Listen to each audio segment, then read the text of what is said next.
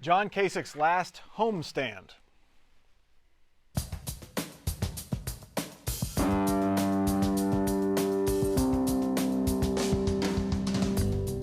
From the Battelle studio at WOSU at COSI, this is Columbus on the Record. Joining Mike Thompson this week, Karen Kasler, State House Bureau Chief for Ohio Public Radio and TV. Daryl Rowland, Public Affairs Editor for the Columbus Dispatch.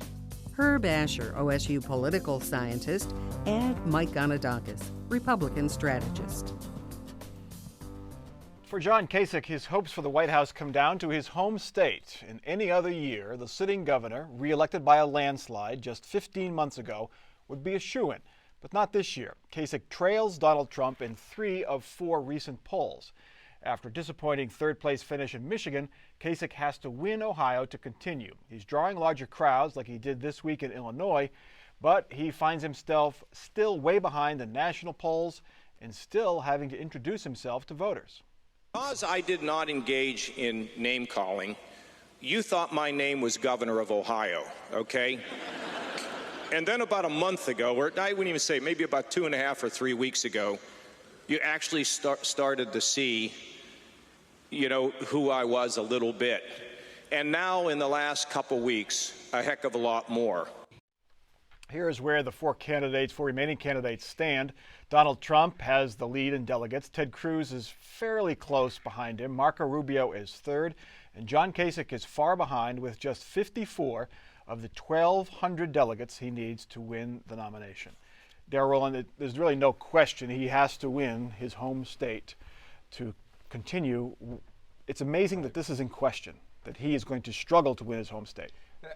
That's what I think as well. As you mentioned, you're just reelected at winning 86 out of 88 counties against an admittedly very weak Democratic opponent, but still, it's Ohio, a lot of Democratic voters. An approval rating among Republicans in the high 80s, but yet they're having to spend 7 figures in ad buys, as Super PAC is, calling out everyone to come and campaign in their home state. So that tells you something about the strength of Donald Trump as well. And Donald Trump went up today with a negative ad against Governor Kasich, so we'll see how that fits into the mix. If you look at the numbers, if you look at all the Quinnipiac poll, Mike, 38% for Trump, 16% for Cruz, 9% for Rubio. That means that 63% of Ohio Republican primary voters would not vote for John Kasich. Well, I think that's 63% of the respondents to the Quinnipiac poll. I mean, the governor's demonstrated, whether it be 2010 or 2014, that he has the support, might be the silent majority, but the support of Republicans and moderates and independents in Ohio, and he's going to prove that on Tuesday. He's going to win Ohio. It's a presidential primary. It's not a gubernatorial election, so there's a lot more people invested and interested. As we know, if you just look at the statistics, more people vote during a presidential election year, so we have to take that into account. The governor has to take that into account. He's going to do fine on Tuesday. Herb, does he pull it out? Does John Kasich win Ohio? Yeah, I think so. And one of the imponderables, though, is that we don't know how many unaffiliated voters will come to the polls and will ask for a Republican ballot because they're mad as hell and are going to vote for Donald Trump, and we just don't know that. That makes the polling, very, very iffy. But I think if you look at the trends in the polls, the governor has narrowed the gap, and I think Real Clear Politics most recently has it as about a 2% gap. And I actually believe then if the trend lines continue, that in fact the governor will emerge victorious on Tuesday. Anecdotally, 2 folks just in the past 2 days, unaffiliated, asked me how it works because they wanted to vote for John Kasich. So it could work both ways. It could be the unaffiliated voters vote for the governor as well. Karen, getting back to what Daryl said and how the amount of money that John Kasich has to invest in Ohio, he'd like to win Illinois as well, which votes on Tuesday. But he's not going to Illinois again. He's spending the entire weekend in Ohio. So that's where his struggle in Ohio really costs him, because he could win 2 states this week. Right. Well, Donald Trump is going to spend the weekend in Ohio, too. And I think that's one of the reasons why Governor Kasich is spending the weekend in Ohio, because, you've got Donald Trump, who they're pushing back and forth in the polls. I mean, Governor Kasich has been rising, but with Trump, and especially in southeast or southwest Ohio, especially among Tea Party voters, that's where I think Kasich is the weakest. And so I think that's one reason why he's campaigning in Ohio as we're talking here in that southwestern part of the state. And you're going to see him also in northeast Ohio, where I think he's hoping that his Cleveland connections, the things that he talks about liking about Cleveland, will bring him some more votes up there. Yeah, and I was with him at that Illinois rally that you showed the footage on. He got greatly enthusiastic crowds, and some of the most enthusiastic I've seen. I've been with him, I don't know, 50, 60 times. It was amazing. I don't know if it was fellow Midwesterners or what, but will that translate into votes? I think it's clear they've given up on winning Illinois. Now, Illinois is not winner take all like Ohio and Florida are. It's what they call winner take most. So he can steal a few delegates in DuPage County, where that event was at, in western Cook County, the suburban Chicago, in other words, get some votes get some delegates from congressional districts. What I think is interesting too is earlier today, a spokesperson for Marco Rubio was saying for Florida voters, if they want to see Donald Trump stopped, then they should vote. The whole comparison was, should Ohio voters vote for Kasich, should Florida voters vote for Rubio, and try to do the delegate math, so to speak, to make it all work out. Let me ask the political scientist, does that work? No, but I do believe that the Rubio people encouraged Rubio supporters in Ohio to vote for John Kasich, and so if Kasich wins, they're going to claim credit for his victory. And meanwhile, Kasich's people have said that he will win Ohio without Rubio's help, and that Rubio will lose Florida without Kasich's help. But the key thing right now is to actually let's wait till Tuesday. If the governor wins Ohio, which I think he will, and Rubio loses Florida, then Trump is closer to the nomination, but he doesn't have it yet. And the Republican elites will now have to start asking, who's the alternative to Donald Trump? And if they think about it, well, there's two people left, John Kasich and Cruz. And if they think about it, they'll say, for the election in November, we're not sure Ted Cruz is actually that attractive a candidate. Well, the candidates met last night for possibly their final debate. It was a very civil affair, with this exchange over immigration being among the most heated. When I led the fight against amnesty, it's because I was standing with the people against Washington. And if you want to tell people you're going to stand against Washington, the question we should ask is, when have you ever stood up to the lobbyists in Washington? Okay, Mr. Trump, I'll let you respond because he mentioned you, but then I'm going to move on to Governor Kasich. Go ahead. Well, that's fine. First of all, Ted was in favor of amnesty, so there's no question about that. And Sheriff Joe Arpaio recently endorsed me, and there's nobody tougher on the borders than Sheriff Joe. And Jeff Sessions, one of the most respected senators in Washington, an incredible man, also endorsed me. And there's nobody that knows more about the borders than Senator Jeff Sessions. I would say this: we're all in this together. We're going to come up with solutions. We're going to find the answers to things. And so far, I cannot believe how civil it's been up here. Mike? There it is. It's all kumbaya, right? Definitely different than all the other. We were all scratching our heads last night, and if you just looked at Twitter and Facebook last night, America was disappointed that it wasn't the slugfest. They wanted to see that again, must-see TV, I guess. But at the end of the day, America won because we debated real issues last night. The candidates actually, the three of them actually came to John Kasich's level, the adult in the room. We saw 4 adults in the room last night, whether they're your cup of tea or not. So at the end of the day, I thought we got to real substance matters. Marco Rubio did a great job last night. A little too late, probably, ultimately, but I think John Kasich spoke directly to Ohioans last night. That was his audience. It wasn't the nation. It wasn't Florida, and he did a really good job. Karen, I watched the debate, and all 4 candidates did, I thought, very well, which is good news for Donald Trump, because 3 other candidates remain strong at least through Tuesday. I mean, Marco Rubio now is probably more competitive in Florida than he was a couple days ago. Right, and it's interesting to hear them talk about, each of them talk about they're in a 3-man race. And, Kasich will talk about how he's in a 3-man race, discounting Rubio. Rubio does the same with Kasich. And so it really just once again underscores just how important Tuesday really is, with Ohio and Florida on the line. And if Trump wins both, then we're not having this argument anymore. But if the votes are split there, Kasich wins Ohio and Rubio wins Florida, we're right back into talking about this, aren't we? Sure. Daryl, as the Kasich campaign, they're convinced they will win Ohio. Where do they go? Let's assume they do win Ohio. Where do they go from here? Well, the campaign calendar has an odd little law. First of all, that's the last scheduled debate of the campaign, mercifully some may say. Not the cable networks. They love those. Well, I know. Except if it's last night. That's like a NASCAR race without any crashes, Who's going to tune in next time? Yeah. So that may be one to end on. They're going to Pennsylvania, the Governor Kasich is, the day after the Ohio primary, to Villanova University. But there's a lull in the calendar till, we get to states like Pennsylvania, New York, things like that. And one of the questions will be, will Governor Kasich have the money to sustain a campaign? Because they ain't cheap. And we're not just talking about the ads and things that are really expensive, but just the infrastructure, staff, travel. But if he wins Ohio, the point could be made that he should get more donations, right? Well, the Republican Party is going to have a decision to make. Just as it was being said, as Herb was saying, assume Rubio leaves, then we're finally down to the one establishment candidate. What Republicans have been supposedly looking for several months now. You'll have it. It's John Kasich. He's going to have a little more than 100 delegates, way behind Donald Trump, pretty far behind Ted Cruz. So what do you do then? Yeah, but you're getting to territory in which Cruz will not be as competitive moving forward. And it does give the Republican Party and the donors and everybody else a 2-week period to sort of think about now, what are our best prospects? And if Rubio is out of it and John is still in it, I think a lot of them will say, wait a second, if we want to win in November, it's got to be Kasich. I agree with Herb. And what's going to happen if Rubio drops out is Trump and Cruz will end up splitting that uber conservative, whatever you want to call him, Tea Party vote, and Kasich will be able to suck up the rest, and then he's got a path moving forward. If he has the money. Sure. All right. Suddenly, Bernie Sanders is a Rust Belt player. Hillary Clinton was supposed to win big in Michigan. Instead, Sanders upset her, giving him and his supporters hope he can win Ohio. The two Democrats will appear at OSU this weekend. They debated earlier this week. And like their Republican counterparts, they argued over immigration policy. I think our best chance was in 2007, when Ted Kennedy led the charge on comprehensive immigration reform. We had Republican support. We had a president willing to sign it. I voted for that bill. Senator Sanders voted against it. When we talk about efforts to assist immigrants,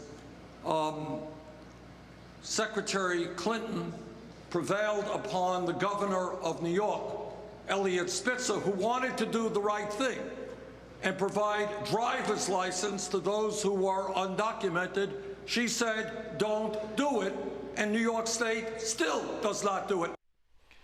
Herb Asher, Hillary Clinton has about the same lead in the polls that she had in Michigan. Can Bernie Sanders pull off an upset in Ohio? Conceivably, doesn't look likely yet, but who knows what will happen at the last minute. But you also have Florida, and I think everybody concedes that Clinton will win Florida quite substantially. So if the question is, does Bernie have a chance to win the nomination, unless there's a major health issue or scandal or something like that, given the Democratic rules and given proportional allocation of delegates, he can't catch up to her. He faces the same problem Hillary Clinton faced in 2008. Exactly. That she's built up a lead and he can't catch up. So the real question for Hillary Clinton is, will she go to the convention sort of limping, a damaged candidate or not, or will she in fact win enough support, enough of the remaining primaries that she goes into it and the party's united? But again, proportional allocation of delegates changes the game. Just as on the Republican side now, the winner-take-all in Ohio and Florida just changes the importance of those two states. And the Democrats do what they do. It was sort of in the name of democracy that you wanted to have fairness and proportional allocation. The Republicans still allow states to do proportional allocation, but the Republicans also said, wait a second, maybe as we get further along in the process, we want to start winding it up. And the best way to start winding it up is to let some of these primaries be winner-take-all. It works unless you have a candidate you don't want. Well, the voters want him, but, at least so far. But at the end of the day, Bernie Sanders raised $47 million in the month of February. He's not going anywhere. Regardless of the outcomes on Tuesday, he continues to raise money at an astronomical level. I've never seen it, more than Obama ever raised, and he raised a lot of money. So Bernie's in it. Everyone was stunned that he won Michigan. I mean, all the polls had Hillary winning by 20 points. So I think what's happening to Hillary is more and more people watch her in the debates and she's exposed, more and more young, especially young people, are gravitating towards Bernie. Darryl. And that's if she loses Ohio. I mean, Ohio's been so kind to the Clintons. Bill Clinton in '92, and then '96. Hillary in the primary, 2008, temporarily preserved her candidacy against Barack Obama that year. And again, she has lots of friends in this state. The Democratic Party has not officially endorsed, but clearly she has the establishment behind her, lots of organization, lots of people behind her. But if Bernie can come through in a state like Ohio, I think she's in real trouble. There's a trade issue, Karen, that seemed to tip the scales a little bit towards Bernie Sanders in Michigan. His denouncement of the free trade agreements and Hillary Clinton's wavering position on that. Does that ring here in Ohio as well. Oh, I think so. I mean, we got a chance at Ohio Public Radio and Television at the State House News Bureau to talk to Bernie Sanders this week, and specifically that's what he wanted to talk about was the trade deals. And so, the auto bailout, these are important issues, and they're important issues not only in this race but also in the U.S. Senate race coming up. And so I think it's really interesting that both Clinton and Sanders are here for the Ohio Democratic Party's annual legacy dinner, both here before they go to the CNN event here at the Ohio State campus. I think it really shows that these candidates are both being taken relatively seriously by the party, though the establishment may be behind Hillary Clinton. There's certainly an interest in listening to what Bernie Sanders has to say. The Sanders campaign, if you look at the TV ads, it's about one thing right now. It's about trade deals. When you look at the direct mail pieces, and I've received a number, it's about I oppose these, Hillary supporter. So that is the issue, and that certainly can make an impact. But if Hillary loses, I'm sort of curious here, when you say she's in trouble, she's not in trouble for the nomination. She may be in trouble in terms of a weaker candidacy for the general election. But Herb, the superdelegates can change their mind at the convention and support Bernie. Sure. Well, if he wins a lot of states, it might be. This is the same argument we had in 2008. Remember? Hillary had all those superdelegates, and they eventually went over to. They went over to Barack Obama when they thought he could win. There you go. Well, conventional wisdom, back to it. Conventional wisdom says that P.G. Sittenfeld does not have a chance against Ted Strickland in next week's U.S. Senate primary. Ted Strickland has the resume, Ted Strickland has the money, he has the name recognition. But perhaps P.G. has the force behind him. Hi, I'm Mark Hamill. You know, it sickens me to see the horrific gun violence in a country I love perpetrated against even the most innocent of school children, followed by the politicians doing absolutely nothing. That's why when you go to the polls on March 15th, I hope you'll consider voting for P.G. Sittenfeld.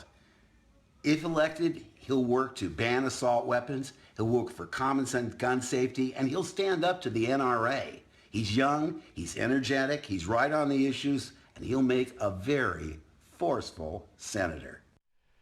Okay. Putting aside that looks like a hostage video, putting aside that Mark Hamill was last a star before PG was born, how surprising would it be that if he led to PG? He's in the new Star Wars movie. Come on. Yeah, for what? One scene. Spoiler. You haven't seen it by now. I didn't say which scene. One scene. But no, I think a lot of reporters have decided that that's kind of the most random endorsement of this campaign. And apparently there was also an endorsement from some actor from Breaking Bad. Yeah, the guy who played Mike in Breaking Bad. Yeah. So I think Sittenfeld, obviously he didn't have the name recognition, he didn't have the money, but I think he was trying to break through. I think he's a candidate we'll see again. Not necessarily predicting that he will lose, but certainly if he does lose, I don't think he's done with this. I think he's worked very hard and certainly has carved out this area for himself as being somebody who's very concerned about the gun issue in particular and has held Strickland to his concerns about it. Can Democrats come back together, Daryl? I think so, and part of the reason is Councilman Sittenfeld is attacking Ted Strickland from the left on gun control, things of that nature. It's not like he's paving the way for Rob Portman to say, well, Ted Strickland's weak on gun control. I just don't see that happening. But, the Mark Hamill endorsement's a nice touch. This is not the candidate you want. Yeah. But, former Governor Strickland came back with former Congresswoman Gabby Giffords, a victim of that horrific shooting out in California, or in Arizona several years ago. And he has the president and vice president endorsing him. So, in the endorsement, that might matter a little. Yeah. Let's get to our last topic real quickly. Some 15,000 17-year-olds are registered to vote in next week's primary. They can vote before their 18th birthday because they will turn 18 before Election Day in November. But Secretary of State John Husted says those teenagers cannot vote in the presidential primary because technically voters Tuesday are not electing candidates. They're electing delegates who will nominate the candidates.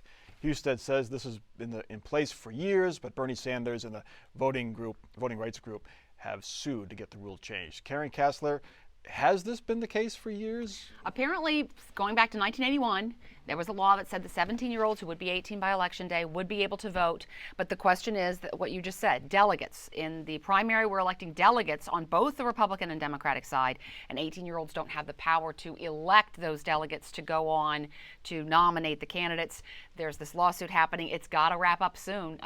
But apparently, 17-year-olds have been able to vote in previous elections. A lot of people said they remember doing this, but those votes didn't necessarily count. They were held back, apparently. Oh, I see. They were So, because some counties had it and some counties didn't. Right? Well, Right. And yeah, there's a lot more. This is going to take a long time, but it's a presidential election year. It's Ohio. Of course, there's going to be lawsuits. I thought we Well, almost that's made true. it. We Yeah. almost No, made it. no. But the fact of the matter is that if you're 17, you can vote in other races. It's just not for the delegates to go to the nomination. I'm a delegate for John Kasich, so people will. So why isn't your name on the ballot then? Well, because there's 66 of us in Ohio. We're going to have a ballot that's too long. So they're voting for me to go to the convention if John Kasich wins. We need to clarify this in Ohio law. That's the simple answer. But the fact is, Bernie Sanders was just very savvy, thinking, oh my goodness, I've got a youth voting rights issue that I can latch onto, which reinforces my appeal to the young voters. But we have to clarify this.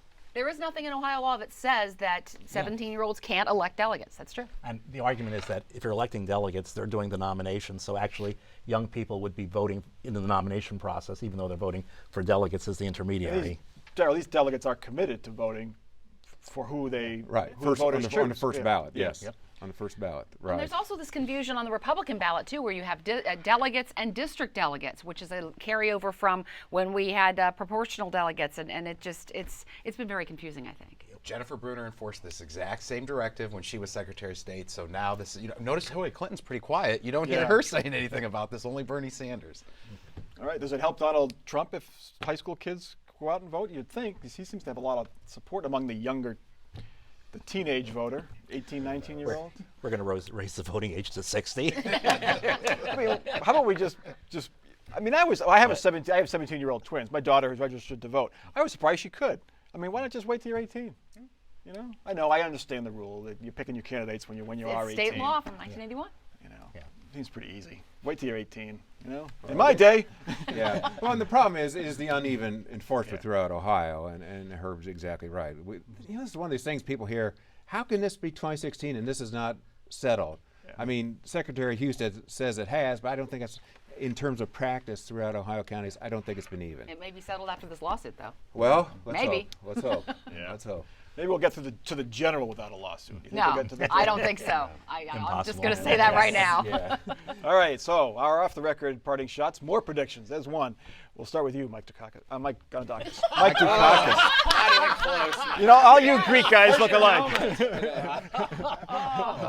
Okay, focus. As you know, Mike, I'm the president of the State Medical Board, and just this week we announced that we're actually lowering the licensing fees for all of our physicians in Ohio. There's no board, there's no commission, there's no state agency that is giving their money back to Ohioans, like the medical board. So we're patting ourselves on the back a little bit, tooting our own horn. All right, Herb.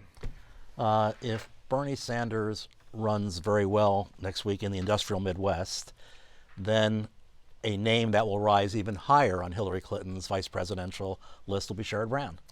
All right. Daryl.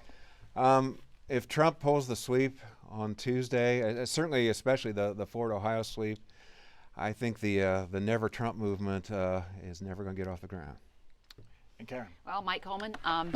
Mike Coleman. I'll just join in right there. Yeah. I'd just like to do a little bit of shameless self-promotion. I'm going to be hosting All Sides in Ann Fisher's place on Monday, where we talk about state house politics and whatnot. All-female panel of reporters, and I'll be hosting, and I look forward to hearing from them and from what the callers have to say. You should get all their names straight. Yes, I'll write them down. There you go. That's the only way to do it. Well, we did this once and it worked, so we're going to do it again. Coming up this Wednesday, another Politics in a Pint, or pints, if that's the case for you. We'll talk politics at Dempsey's on South High Street, right across from the courthouse. So join us. Ann Fisher will be there. I'll be there. And we will have a good time, raise a glass, see what happens with the Ohio primary, and either cry in our beers or raise a toast to the winners. That is Wednesday, the 16th at Dempsey's on South High. That is Columbus on the Record for this week. Check us out online, Facebook, Twitter, and our website, wosu.org/COTR. For our crew and for our panel, I'm Mike Thompson. Have a good week.